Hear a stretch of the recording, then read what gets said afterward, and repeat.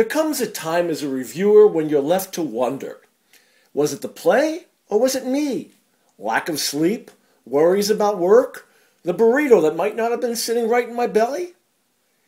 Lingering in my seat after the Bomer emptied, I was wont to wonder, if so much of this production of Romeo and Juliet is simply splendid, then why wasn't I moved?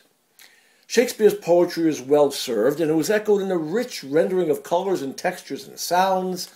With regard to the set and lighting design, in fact, this was an artistic masterpiece. Yet when the lives of our star-crossed young lovers were lost and their families' ancient grudge resolved, my heart was hardly moved. I wanted to care and cry, but couldn't. But why?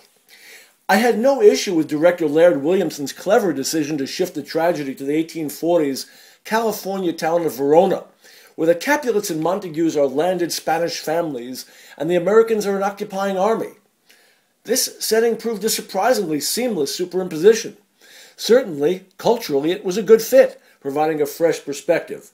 And, taken separately, the casting of both Alejandra Escalante as Juliet and Daniel Jose Molina as Romeo appeared inspired. At once a little girl and a woman in blossom, she carried her beauty with an unself-conscious innocence, and Molina captured the character's tragic impetuosity, his boyish exuberance, and a maturity that could best be referred to as impending. Both are likable and their performances are well honed and nuanced, yet I could not shake the sense that they weren't in love, but merely playing at love. I did not perceive their passion. I did not feel their heat.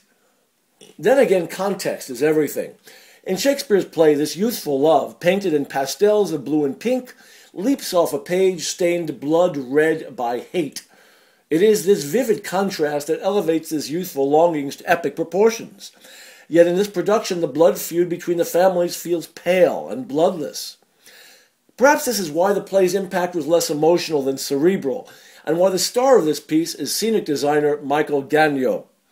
His curved adobe wall, contoured in a sweeping arc, provides a warm and satisfying container and an enlivening setting for the balcony scene especially.